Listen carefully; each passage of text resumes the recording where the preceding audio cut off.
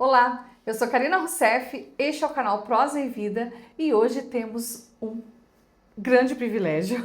Eu estou tendo um grande privilégio de ter uma prosa com a Rose. Aqui, Rose!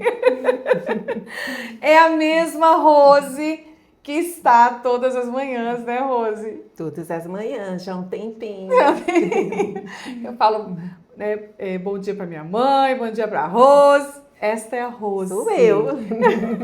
Apresentando para todas vocês a Rose. E aí eu convidei a Rose para estar aqui para compartilhar um milagre, contar da vida dela, das experiências dela. Uma pessoa sábia, com muita vivência, vivência com Deus, casada, com filhos, então ela tem muito a nos ensinar. E a gente viver o que a Bíblia fala, né? As mulheres estarem ensinando umas às outras. As então mais velhas, as pode mais... falar. Ah, mas eu também sou velha, vai. Tá, a gente não vai discutir quem é mais velha. Não. Tá Vamos deixar na corretíssimo. imaginação, mas a gente tem idade parecida. Só que não. Então, Rose, por favor, fique à vontade, conte para nós a sua experiência, como você conheceu Jesus. Então, eu conheci Jesus muito cedo. Eu já nasci num lar cristão, já venho de pais evangélicos, de avós evangélicos. Mas me converter mesmo, eu me converti com 13 anos. Mas foi assim aquela conversão que, assim, verdadeira, porque nem sempre a gente lembra, né? Mas eu me recordo, assim, do texto, das palavras que eu vi naquela noite. E a partir daquele dia, assim, eu senti uma diferença grande na minha vida, mesmo já sendo uma pessoa que frequentava a igreja, que ouvia histórias. Meu pai era um contador de histórias. Meu pai adaptava as histórias da Bíblia e contava pra gente, para os filhos, né? E eu acho que isso foi um diferencial muito grande na minha vida. Então, a partir daquela data, eu passei a caminhar com Jesus, mas de forma, assim, com muito mais proximidade, com mais profundidade. E eu senti uma mudança, mesmo sendo uma adolescente.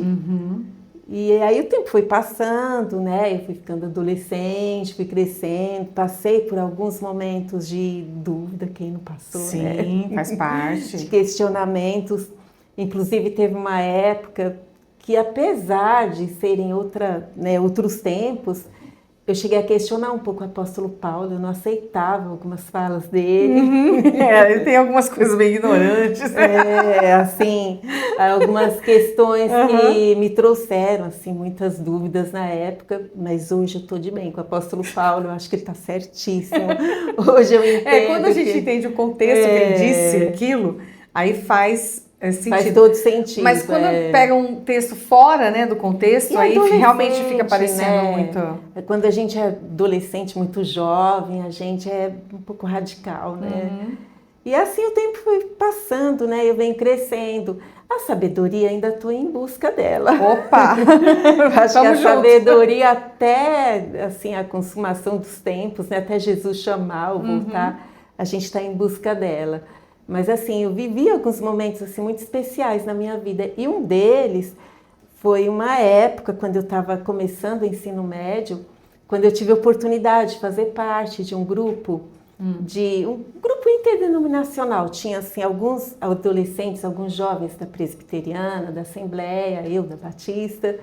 E nós tivemos a oportunidade de compartilhar o Evangelho com muitas pessoas naquela época, e dentre elas o meu marido, né, o Rogério. Uau! Você ganhou a aula para Jesus e o resto para você. Na verdade, não foi bem assim. Eu não tinha interesse nenhum nele. Assim, o interesse era meramente espiritual mesmo, né? A gente fazia parte desse grupo, onde nos 15 minutos de intervalo a gente fazia um culto rápido, compartilhava a palavra, e o Rogério se converteu lá. Ele me conheceu primeiro. Ele tinha um amigo, isso é que ele conta, né? Eu ia passando no corredor e ele comentou com a amiga: eu vou casar com essa menina. Aí o amigo falou para ele: você é maluco, ela tem 19 anos, ele tinha 17 na época. Ela tem 19 anos, é amiga do Paulinho, que era o nosso líder. imagina, ela nunca vai querer nada com você. De fato, não queria com ninguém, nem com ele, nem com ninguém. Mas, enfim, foi uma experiência, porque as coisas foram acontecendo, né? Eu não tinha a mínima pretensão em namorar com ele. Eu convidei ele para fazer parte da igreja que eu frequentava apenas no sentido do discipulado, e ele veio. Mas eu até confesso que eu empurrei ele para algumas meninas da igreja. E eu não tinha. Que igreja que era, Rose? Era a Igreja Batista. De qual cidade? Qual? De São Paulo, em Capão Redondo. Nós morávamos no extremo sul da capital. E a igreja do líder desse grupo era na Zona Sul também, mas numa região mais central. E ele começou frequentando a igreja, mas ele tinha dificuldade, porque era muito distante, né? São Paulo, você gasta um tempo enorme em transporte, e a gente tinha uma certa preocupação com a vida espiritual dele. Eu convidei, eu falei para ele, você não está a fim de frequentar a minha igreja? É perto da tua casa, tem um grupo de jovens consolidado. E ele começou a ir, eu não sabia do interesse dele por mim, né? Assim, foi tão somente visando o crescimento espiritual dele. E assim, a nossa vida, ele se batizou, ele fez o discipulado com o pastor, e aí ele começou a me pedir namoro. Assim, isso, nossa, percorreu por umas 6 vezes. Que menina difícil! Uau! Eu não tinha, assim... Eu tinha um certo preconceito com adolescente, eu era muito madura, era a filha mais velha de uma família de 4 irmãos, já estava há muito tempo na igreja, ele era aquele menino novinho, crente novo. Aí a casa dos meus pais era uma casa que estava sempre cheia de gente, assim, o pessoal frequentava muito. E ele descobriu isso e começou a frequentar, ele foi muito esperto. Ele ficou amigo do meu pai, da minha mãe, dos meus irmãos. Conquistou e voltou. Mas assim, não rolava, não tinha nada, né? Assim, eu estava vivendo um período muito especial da minha vida, eu comecei a namorar muito cedo, eu confesso, mas assim, naquela época era diferente, o namoro era diferente. Minha mãe até tinha uma fala, minha mãe falava assim, meus filhos têm liberdade, mas é vigiada. Sim. Então assim, era namoro só com pessoas da igreja, em casa, com horário, para começar, para terminar, era assim, muito familiar, né?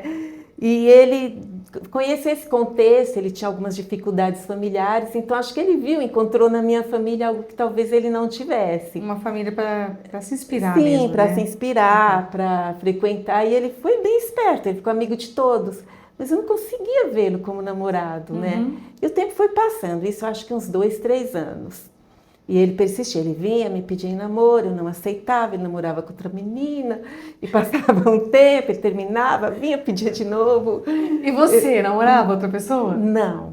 Eu te falei, eu comecei a namorar muito cedo, mas muito cedo também eu entendi que namoro não era uma coisa bíblica. Eu falei assim, não é isso que eu quero. Agora eu só quero namorar com quem eu for realmente casar. Mas eu olhava para o Rogério, eu não conseguia ver nele um marido. Eu via um amigo, um menino para ser cuidado, para trazer para a igreja, para ajudar na integração, mas não para namorar. Eu tinha uma certa dificuldade, né, nessa questão por ele ser muito novo, mais novo que eu, com cara de bebê. Não tinha. Assim não dava, sabe? Era bem complicado. Mas por algum motivo o tempo foi passando e assim eu comecei a sentir alguma coisa, sabe? Eu comecei a sentir que talvez fosse da vontade de Deus, embora ainda não fosse da minha vontade. E eu comecei a orar em cima disso. E o tempo foi passando até que finalmente eu aceitei namorar com ele. E você já tinha que idade? Eu já tinha 19 anos. Quando você aceitou... Quando eu aceitei namorar com ele. Você já tinha 19 anos? Não, eu tinha 19. Não. Quando nós nos conhecemos, acho que ele tinha 16, porque eu sou 2 anos mais velha que ele. Ele tinha 16, eu tinha 18. Era fora de cogitação, né? Sim. Era não, ainda mais o menino e a menina, né? O menino com 16 é bem meninão, né? E aos 18 anos a mulher já é bem mais velha, né? Isso. Aí quando nós começamos, uns 2 anos depois, então eu acho que eu já tinha uns 19 para 20, mas foi bem pouco tempo de namoro. Demorou acho que 1 ano e meio, 2 anos, o tempo todo que ele foi para a igreja ele namorou com algumas meninas, eu dava todo apoio. Eu pensava até em ser madrinha, eu pensava assim, eu acho que desse casamento eu vou ser madrinha.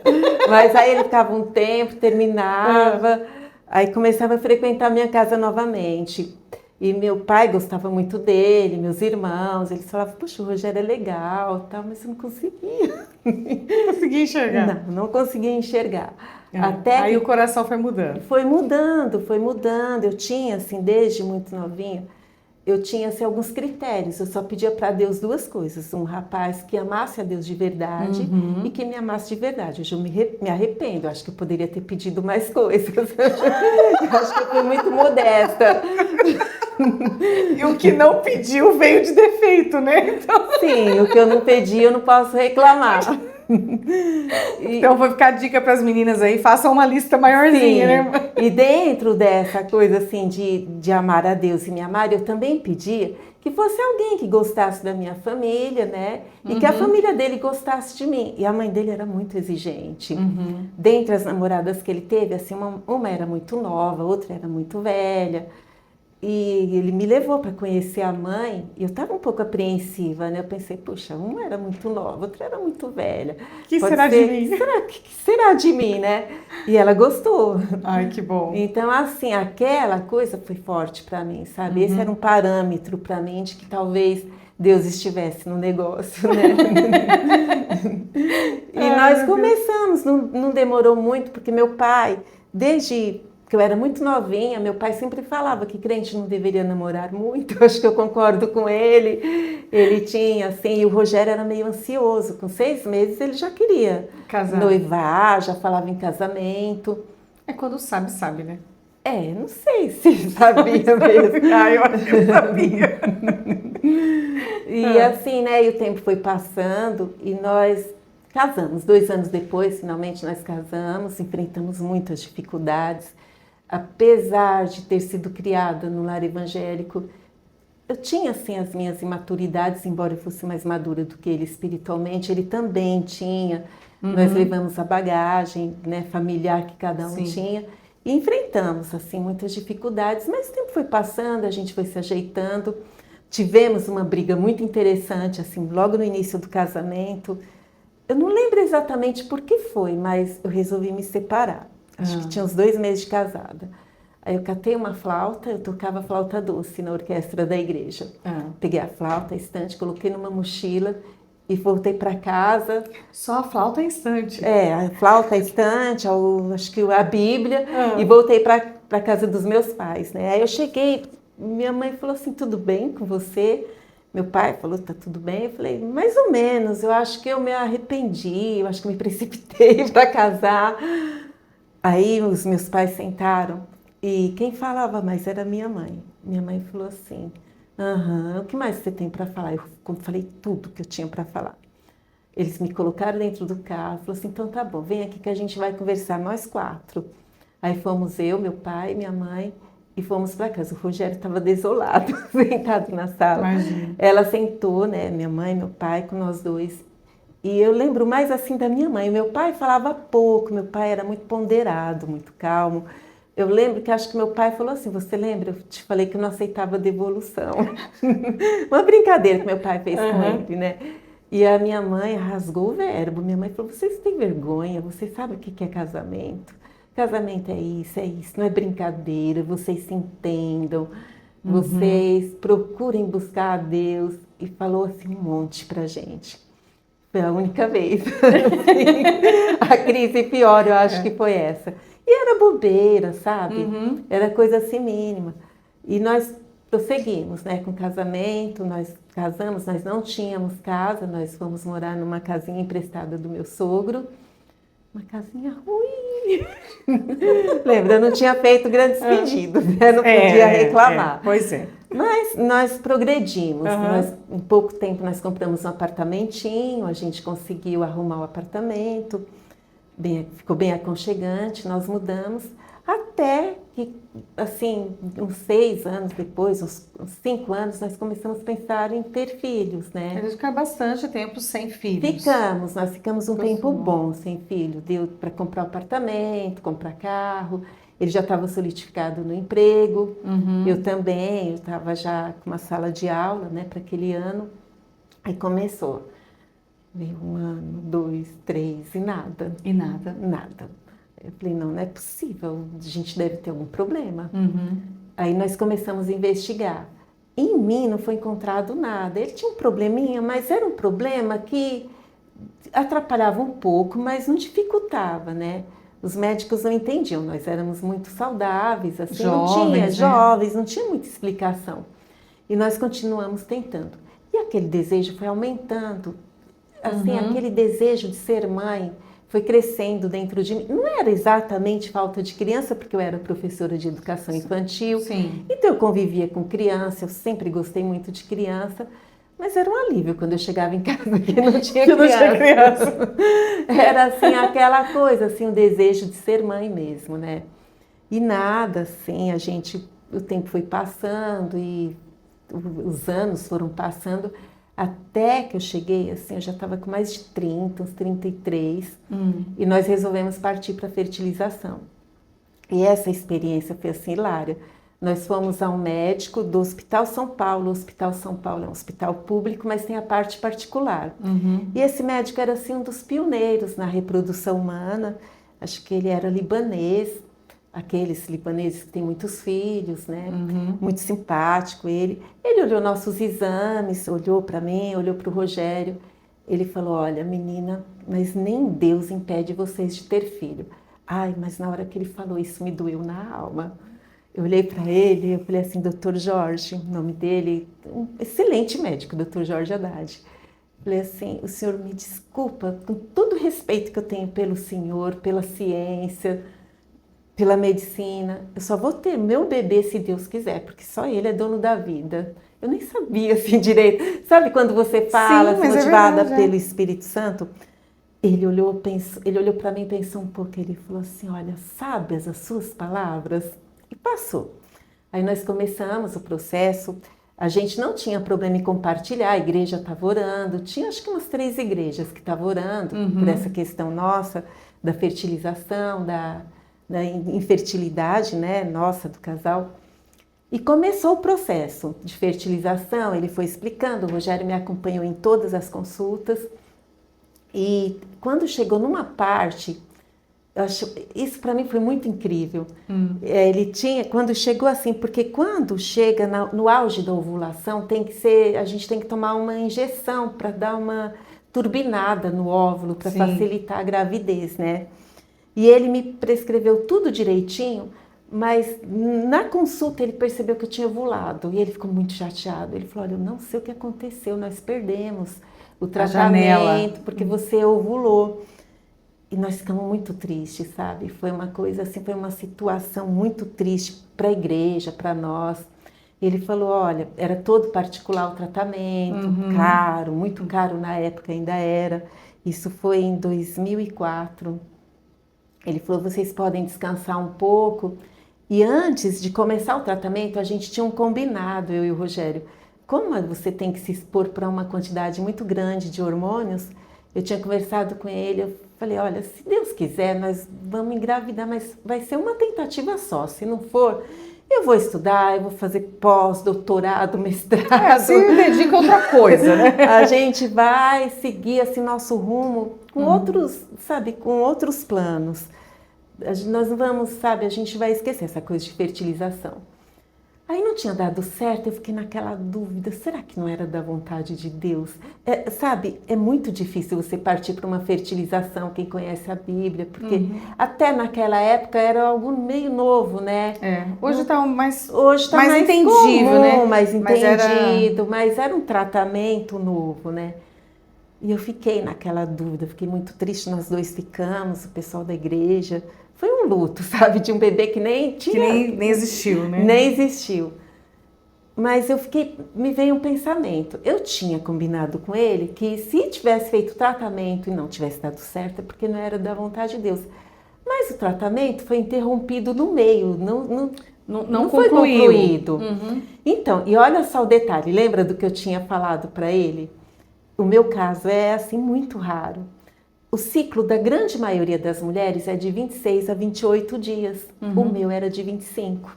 Ah, tá. E ele contou com o meu ciclo No normal. No normal de 26 a 28. Ele descobriu, depois nem eu sabia disso, né? Depois ele falou, o seu ciclo é de 25. Foi por isso que não deu certo. Aí eu fiquei muito triste, nós ficamos muito tristes, eu continuei orando, até que teve, olha, eu sempre fui batista, batista bíblica, sabe? Não tinha ninguém, assim, pentecostal na minha família, mas eu vivi uma experiência sobrenatural. Amém. Foi algo assim muito conta pra incrível. nós. Vou contar. Eu tinha ido dormir, nós tínhamos ido dormir, e por volta de 5 horas da manhã eu tive um sonho misturado com visão.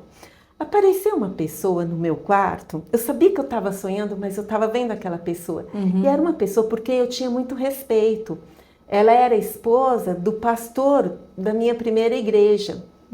E ela olhou para mim, assim, ela falava com bastante autoridade, e ela falou assim, apontando para mim, você vai falar para o teu marido, ungir o teu abdômen, orar e repreender todos os espíritos malignos que querem impedir que vocês sejam pais, que querem roubar a bênção de vocês. Eu acordei e não entendi nada, mas sabe que eu senti que aquilo era de Deus? Aí eu contei para ele, eu falei, Rogério, eu já li na Bíblia, unção é bíblica, não é uma prática da Igreja Batista, não tinha essa prática na igreja, nós não tínhamos. Falei assim, mas eu tive um sonho e eu acho que esse sonho veio de Deus. Falei, você vai me fazer um favor, você vai lá na cozinha, vai pegar um pouco de azeite, você vai ungir o meu abdômen e você vai orar que nós vamos ser pais. Só que você precisa orar, você precisa repreender, assim, tudo de ruim que não quer que nós sejamos pais. E assim ele fez. Ele foi lá, É isso pegou... aí, mesmo sem entender, a gente tem que obedecer. Né? Eu fui para a Bíblia, né? Eu falei assim, lá em Tiago, fala de unção, fala que quando tem alguém doente, chama os presbíteros e tal. Eu não entendia muito, né? Não era uma prática batista, mas estava na Bíblia. Aí a questão do sonho. Eu creio assim que Deus vai trabalhando na vida da gente de várias formas. Um tempo atrás eu tinha feito um curso na Teológica lá em Perdizes, um cursinho rápido. Eu era professora de EBD e fiz um cursinho. E a pessoa que deu o curso falou acerca de sonhos. Ele fez assim uma dinâmica na sala. No fundo da sala tinha uma placa, acredito em sonhos, do outro lado não acredito em sonhos. Aí ele pediu para a gente se dividir, a sala ficou dividida, um grupo acreditava, outro não. Aí ele falou, agora eu vou falar para vocês o que a Bíblia fala. Aí ele citou, assim, vários casos, e a Bíblia mostra, assim, Deus falando de sonhos desde o início, lá do princípio, até no Novo Testamento, né? Então eu falei, sonho é bíblico, Deus pode falar através de sonho. Então, porque veio tudo isso, o meu parâmetro sempre foi a Bíblia, né? Se está na Bíblia, vamos. Mas, enfim, ele fez tudo isso, eu senti uma paz no coração. E nós voltamos, retornamos à consulta, o médico prosseguiu, foi tudo direitinho, aquele monte de injeção, sabe, aquele gasto. Aí no dia da implantação dos óvulos, eu me arrumei, eu fui maravilhosa. Tava um frio, eu me lembro como se fosse hoje, eu tinha escovado o cabelo. Falei assim, eu tenho que ir bem bonita para os meus bebês para serem bem bonitinhos. Brincando, né? Aí eu deitei na maca, né? O rapaz me levou e eu falei assim, olha, você tá me vendo aqui? Aproveita, olha bastante para mim, porque é a última vez que eu vim aqui. Aí ele falou assim, ai, todas falam a mesma coisa. E sabe, em pouco tempo depois elas voltam. Eu falei, eu não vou voltar. Eu vou ficar grávida. Tenho certeza que hoje eu vou ficar grávida. E eu estava muito bem, sabe? E assim eu entrei, eu brinquei até, né, com o meu médico. Eu falei assim, olha, eu quero que o senhor lustre bem os óvulos, porque eu preciso que meu bebê seja muito saudável. E aconteceu, né? Passou, nós fizemos, eu voltei para casa. O meu médico falou, agora você já pense como grávida, já haja como grávida. E eu tinha plena convicção que eu estava grávida. Eu voltei porque a anestesia apagava, né? Era geral anestesia. E voltei para casa, assim, de boa, eu falei, eu tô grávida. Assim, foi uma experiência, assim, bem, mas assim, tudo a partir daquela oração, sabe? Eu tinha uma paz que só podia vir de Deus. E assim aconteceu. Poucos dias depois foi confirmada a gravidez. E os dias foram passando, né? O Rogério ia todas as consultas comigo, o médico empolgadíssimo. Até que chegou o dia dele, por enquanto, porque assim, como é uma gravidez assistida, no início você só sabe que está grávido, mais nada. Mais nada. E 4 óvulos foram implantados, né? Então, a princípio, eu estava grávida de 4. De 4. Aí ele falou, você fica tranquila, porque eu brincava muito com ele, eu falava, doutor Jorge, eu moro num apartamento pequenininho, eu só tenho condições de ter um bebê, eu não posso ter gêmeos. Eu não tenho condições de ter 2 bebês, mas eu nem imaginava, assim, 3 era fora de cogitação, assim, não passava pela minha cabeça. Um bebê só, por favor. Um bebê, né? Tava tudo certo, a nossa vida estava toda programada para um bebê. Até que chegou o grande dia, onde ia desvendar o mistério, né? Do bebê, como que estava. E minha irmã até foi com a gente nessa consulta, ela estava na recepção e nós entramos. E o médico falava muito alto, e assim, ele foi olhando, né? Fazendo exame, com ultrassom, né? Aí ele falou assim, aqui tem um, aqui tem outro, aqui tem outro. Eu falava, doutor Jorge, chega, daqui a pouco você vai falar que tem outro bebê, que chega, não dá, mas como assim tem? E eu fiquei apavorada. E o Rogério começou a chorar, emocionado, roer as unhas e olhava para o Rogério. Gente, que vergonha. Falava assim, Rogério, são 3 bebês. E a minha irmã na recepção, ela falou sozinha, meu Deus, a minha irmã está grávida de trigêmeos. A minha irmã não estava preparada nem para gêmeos. Nem para gêmeos. E na hora, assim, eu pensei só no encargo que seriam 3 bebês. O Rogério emocionado, chorando, o médico todo empolgado, e eu falando igual uma louca na maca. Falava, Rogério, onde nós vamos colocar 3 berços naquele quarto? 3 faculdades, 3 escolas, meu Deus! E assim, sabe, eu surtei, eu comecei e fui para casa, assim, ainda meio surtada. Aí eu cheguei em casa e o Espírito Santo falou no meu coração, onde está a sua fé? Você pediu tanto para Deus, Deus que vai te ajudar a criar um, é o mesmo Deus que vai te ajudar a criar os 3. Ah, mas aí me bateu uma vergonha tão grande de mim mesma. Mas eu dobrei o joelho no chão, eu chorei, eu pedi perdão para Deus. E agradeceu. E agradeci, eu falei, Senhor, está nas tuas mãos, os 3 bebês são teus. São teus, O exatamente. Senhor é o mesmo Deus que ia me ajudar a criar um, vai me ajudar o Rogério também, vai suprir as necessidades, vai alargar nossas fronteiras. As tendas, né? Vai alongar as tendas. E assim, tudo vai dar certo. E assim fluiu, a gravidez foi tranquila. Claro, foi de alto risco, precisei de repouso, mas eu fiquei muito bem, assim, foram quase 8 meses, assim, de muita alegria. Ah, levou bastante, então, até 8 meses. Foi até o 8º mês, eles nasceram muito bem. Nesse período de tempo, o nosso convênio, que era Medial Saúde, o luxo, era um convênio bom, mas assim, não para ter 3 bebês.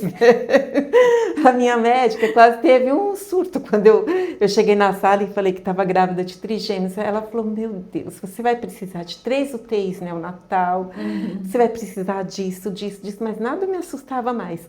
Aí nesse período de tempo, nosso convênio mudou, aconteceu alguma coisa, ele trabalhava no Santander, e nós fomos para o Sul América, eu acho, pro Bradesco. E aí, sabe, deu tudo certo, porque a gente tinha direito às melhores maternidades. Sim, pelo bancário. Com as UTIs neonatais necessárias.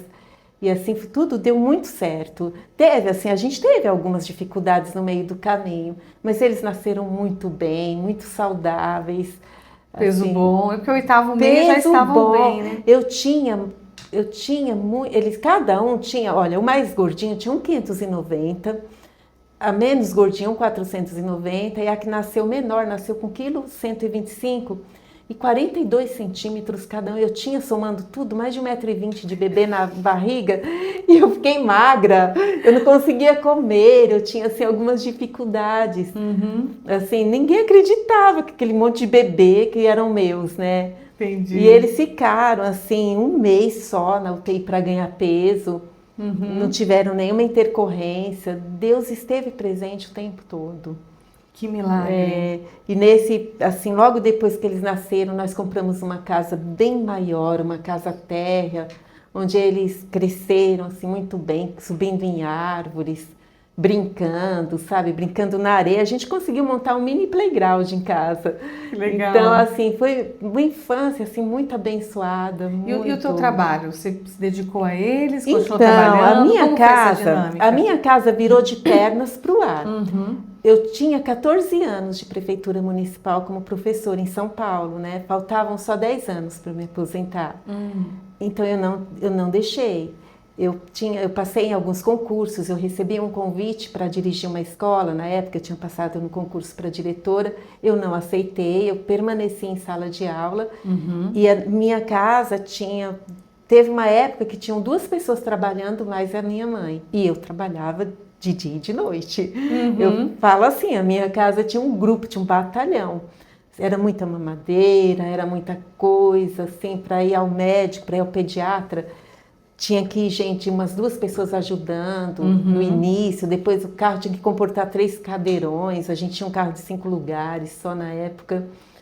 Então, assim, tudo era muito complicado. Tudo caótico, né? Tudo caótico, assim, não tinha assim nada fácil. Mas eu tinha muita alegria, sabe, no coração. Eu me sentia muito realizada com eles, a gente brincava. E as coisas iam se ajeitando, mas realmente a dinâmica é muito difícil. Assim, Imagina, uma maratona, né? Uma maratona, exatamente. Porque um bebê você já termina de fazer uma coisa, tem que começar a fazer outra. Agora em 3... E é assim, né? Com 3, você erra com os 3. Porque assim, era a rotina de creche, era assim. Eles tiveram um pediatra muito bom, ele era pediatra do filho de uma amiga, e ela comentou que tinha uma... Porque assim, eu virei notícia e eu era tão reservada. A minha irmã não, minha irmã era extrovertida, minha irmã tinha feito artes cênicas, então era outra coisa. Eu falava assim, não, essa história não tá com a irmã correta. Tinha que estar na outra. Assim, mas esse pediatra ficou sabendo, aí ele me mandou um cartão, ele falou, fala pra tua amiga que estou à disposição dela. Qualquer dúvida que ela tem, que eu gostaria muito de cuidar dos filhos dela, porque eu não cuidei de trigêmeos até hoje, então eu queria ver como que era. E ele foi uma bênção nas nossas vidas. Ele cuidou dos meninos, acho que uns 6 anos, a gente aplicava injeção no consultório dele, a gente ria. Era assim, cerca de 2 horas a consulta. Vezes 3, eu né? tinha o tempo de um. Olha, a primeira vez ele queria saber como que era o cocô de um, como que era o cocô de outro. Você tá de brincadeira, como que eu vou te falar como que tá sendo o cocô? Eu não tenho nem tempo de olhar. Eu mal consigo trocar. Eu mal consigo trocar, limpar. Que dirá prestar atenção. Na mamadeira. E ele ria, a gente se divertia muito. Aí eu comecei a fazer agenda para marcar tal horário, fulano fez... Tem tudo isso anotado em casa. Que legal. Ele ria muito comigo, ele falava assim, Rose, guarda tudo, escreve um livro. E assim, o tempo foi passando, ele conhecia muito os meninos, ele brincava, a gente também ria, eu fiquei doente, ele percebeu, até ele me deu o telefone dele, né? Ele falou, olha, qualquer coisa você liga, mas eu tinha dó, eu falava assim, o cara já trabalha no consultório, ele me deu todas as dicas, eu não vou ligar, eu ficava com dó. E ele ria, ele falava assim, meu Deus, você tem trigêmeos, você não vai me ligar porque tá com dó? Mãe, tem a dó dos trigêmeos, me liga. E assim, eu peguei os meninos pegaram catapora com 6 meses.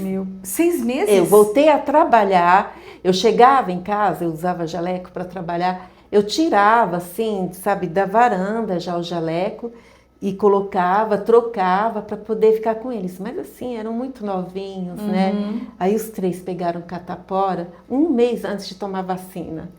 Aí ele me ajudou, ele me deu, assim, todas as orientações. Aí já nem precisava mais da vacina, né? Já pegaram a catapora. Era cara, a vacina, foi assim um alívio.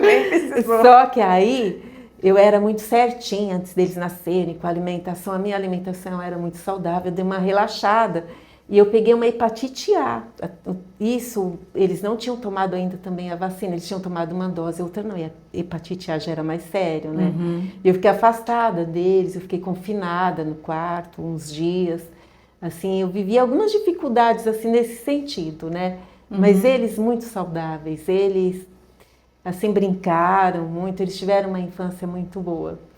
E a história ainda não concluiu, né? Porque agora eles estão com 21 anos e os 3 se batizaram, né? O Daniel se converteu com 7 anos, em seguida a Rebeca e a Débora. Até hoje eu não sei se eles se converteram mesmo, assim, é muito individual, né? Individual, de cada um. Mas eles eram muito novinhos, até nós ficamos muito em dúvida, mas na época o pastor falou assim, não, eles querem, vamos batizar, continua lendo a Bíblia com eles, nós frequentávamos uma igreja muito pequena, todo mundo era amigo, todo mundo ajudava, e eles, o fato é que os 3 foram batizados, né, eles tocavam, cantavam na igreja, tinha um envolvimento grande, e as coisas iam se ajeitando, sabe, com o tempo, tudo foi se encaminhando. E hoje nós ainda estamos assim no meio da história, né? Porque ainda é uma idade muito difícil, 21 anos. Estão estudando, né? E agora tem a nova fase de namoro, casamento. Pois é, isso que eu falo. Eu acho que a missão está quase que cumprida quando você vê o filho casado nos caminhos do Senhor, né? Enquanto isso não acontece, assim, firmados na rocha, que a gente sempre teve uma fala em casa, a gente quer os filhos na cruz de Cristo, não apenas discípulos de Cristo, não apenas membros da igreja, né? Sim, não só frequentantes, não só frequentantes, né? E hoje eles estão nem muito frequentantes. Mas são fases, né? São fases, a gente tem que, é difícil, mas a gente tem que respeitar a fase, né, que eles vivem. Exatamente. Os momentos, as dúvidas. Como você falou, não, eu tive minhas dúvidas, né? Nossos filhos também terão as dúvidas deles, é verdade. Né? E tem uma particularidade, né? Esse pediatra que conviveu com a gente um bom tempo, ele me ajudou muito. Ele falava, Rose, a vida inteira você vai precisar controlar a sua ansiedade. Com gêmeos não é igual quem tem um filho por vez. Assim, porque tinha aquela ansiedade de tirar das fraldas, né? Eu olhava, assim, as crianças todas saindo e eles lá. Eu falava, calma, eles vão demorar um pouquinho mais para amadurecer, até porque, assim, gêmeo, o parâmetro, se você tem 2 filhos, tem um mais velho, então o parâmetro do menor é o mais velho. Sim. Se tem um filho único, o parâmetro desse filho são os pais. Então ele tende a ser mais maduro, né? Os irmãos mais velhos, o filho único. Agora gêmeos não, eles são... O parâmetro é tudo... O parâmetro é entre eles. Entendi. Então, eu vi isso... Então não tem pressa de amadurecer, não, né? Eu vi isso. Meio que os 3 iam... Quando a gente foi tentar retirar a fralda, eu comprei 3 piniquinhos. Assim foi o que a gente tentou. E todo mundo olhava. E era uma tristeza, eles pegavam aqueles piniquinhos, despejavam no outro e faziam uma bagunça. Isso porque eles já estavam com uma idade acima, né, dos normais, do que era comum, né, dos que não eram gêmeos. Geralmente 2 aninhos, né, que eles demoraram um pouco mais, né? Tinha a questão do clima também, né? Que não ajudava. Aqui em São Paulo espera o verão para desfraldar, né? Isso! Primavera, verão para começar a desfraldar. Exatamente. Até aqui a gente espera um pouquinho. Mas me conta como que vocês pararam aqui em Rio Preto? Porque até então, tudo em São Paulo, mesmo o batismo deles... Tudo em São Paulo, tudo. Até agora, tudo que eu te contei foi em São Paulo. Antes de nós termos os meninos, a gente já gostava, já flertava com o interior. Só que era assim um problema. A gente, como o Rogério trabalhava em banco e eu trabalhava em escola, nossas férias eram sempre muito reduzidas assim no meio de janeiro. Então a gente quase não saía de São Paulo. A gente viajava mais para cidades do interior. Aí nós fomos em Atibaia, nós gostamos de Atibaia, a gente achava que era lá, mas orava e via que não era. Nós fomos em Águas da Prata, também gostamos, passou um tempo, não era. Toda cidade que a gente gostava e falava, é aqui. E nós ficamos um tempo sem viajar. Nossa primeira viagem depois que os meninos nasceram, eles tinham uns 4 anos, foi em Campos do Jordão, foi em Hilário também. Era um compromisso de trabalho, era um almoço de trabalho. Nós chegamos bem atrasados, alugamos uma pousada, a dona da pousada estava apavorada. Porque quando nós falamos que era um casal e trigêmeos, ela falou, meu Deus. Meu Deus. Meu Deus. Mas assim... Tudo era meu Deus. Tudo era meu Deus. Mas eles eram muito comportados, eles não davam trabalho pra gente quando eram pequenos, a gente conversava antes em casa, e eles se comportaram super bem, gostaram da cidade, sabe, foi assim muito legal. Aí passou, né, essa primeira viagem, aí eu era funcionária pública e tinha uma colônia nova em Termas de Ibirá, uma colônia da FEPESP, e com 3 crianças era o ideal, né, porque pensão completa, tem um espaço bom. Espaço para criança, Isso. né? Aí nós fomos visitar no mês de janeiro, quente. Muito quente. Mas assim, a cidade era maravilhosa. Eu cheguei lá e falei assim, nossa, mas eu gostei dessa cidade. Nós sentamos na praça, eu olhei aquele monte de pássaros, sabe? E a gente nem sabia que a água era boa, nem nada. A gente foi porque era assim o lugar onde a gente conseguiria ir com os 3, né? E eu orei, eu falei assim, Senhor, se for da tua vontade, faça com que o Rogério também goste dessa cidade. Assim, que era Termas de Ibirá, nem era Ibirá. Termas de Ibirá, eu não conhecia Rio Preto, era Termas de Ibirá. Tá. Aí passou, né, um dia conversando com o Rogério, aí ele falou, você sabe que eu gostei daquela cidade? Aí eu falei, eureka, é de Deus. Aí nós voltamos, nós retornamos naquele mesmo ano, nós voltamos no inverno. Minha mãe estava querendo mudar de São Paulo, mas a minha mãe é nordestina, ela queria mudar para o Piauí, é muito longe, né? Aí eu falei, olha, nós conhecemos uma cidade boa no interior, a senhora podia ir lá conhecer, quem sabe a senhora goste, né? Uma cidade boa e tal. Aí nós voltamos naquele mesmo ano no Hotel Fazenda. E aí eu falei que era lá muito em Termas quente, de lá em Termas de Ibirá, era um Hotel Fazenda, lá na cidade mesmo, em Termas, né? Um pouquinho mais afastado, numa parte mais rural. Karina, tava um frio, uma chuva, que não deu pra gente explorar nada. Eu falei assim, gente... Aí a tua mãe nordestina achou horrível. Não, ela amou a cidade, ela achou estranho, ela falou, nossa, você falou que aqui é quente, o clima é super agradável. Eu falei, tá, né, não falei nada pra ela. Não vou espantar a freguesia. Não vou espantar. Aí nós fomos, né, ela gostou. Aí nós retornamos depois na Pousada das Águas de Ibirá já procurando casa. Aí a gente começou a procurar casa, começamos a procurar a igreja. Você já estava aposentada já? Não, eu não estava aposentada, faltavam uns 2 anos para minha aposentadoria. Mas a gente queria se planejar. Os meninos gostaram, aí a gente foi amadurecendo a ideia.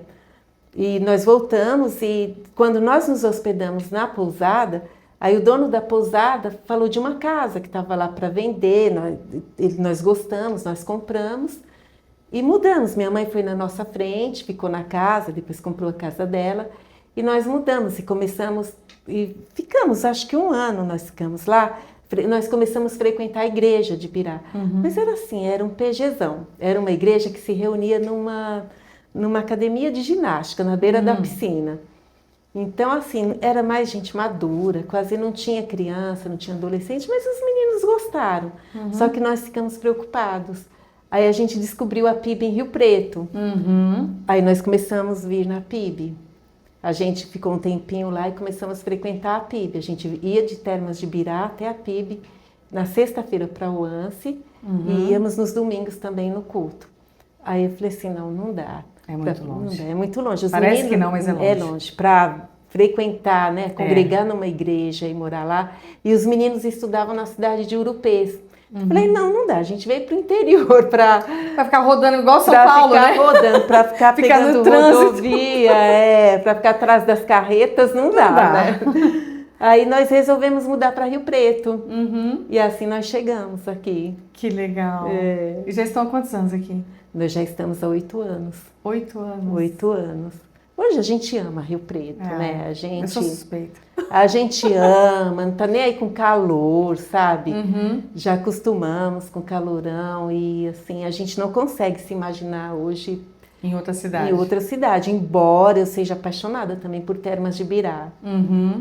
A gente curte uma praia, né? Gosta, claro, mas assim... Assim, quando perguntam, você voltaria para São Paulo? Não. Gosto de São Paulo? Gosto de passear em São Paulo. Passear em São Paulo, ver os amigos, parentes. Ver os amigos, parentes, fazer compras. Mas assim, a gente gosta muito de Rio Preto. Hoje a gente está muito feliz. E é isso, assim, nossa vida é baseada nisso, luta, oração, adaptação, a sair de uma vida de 2 para uma família de 5. De um dia para o outro, De um dia para o outro, Meu Deus do céu. E aí a família continua crescendo. Né? Continua crescendo, né? Os desafios diários, é assim uma luta atrás da outra. E Deus está sempre preparando a gente para coisas mais altas, né? A gente não sabe quais. Não sabemos quais. Mas está sempre aberto, né? Para aquilo que Deus tem para nós. E que bom que você enfrentou. E continua enfrentando. Continua enfrentando. A gente poderia ter desistido, né? Não deu certo da primeira vez, já parar com o tratamento.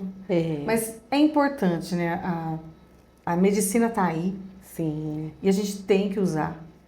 O Gleison, né, meu marido é médico, então ele fala, né? Assistência técnica autorizada. Sim, Deus autorizou. Com certeza. Deu inteligência, entendimento para o ser humano para estar desenvolvendo medicamentos, tratamentos.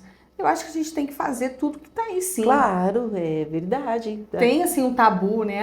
Mas é Deus que dá a vida, não vou fazer nada. Não, faça sim. É Deus que dá, mas Ele dá através da instrumentalidade dos médicos, sim, né? Sim, porque às vezes é uma coisa tão simples para corrigir. Por que não, né? Por que não usar? Até mesmo na psiquiatria, né? Tem esse tabu, muitas pessoas falam, a gente não pode usar um remédio. Por que não? A gente, quando quebra a perna, não engessa? Se fosse assim, então, não pode engessar a perna.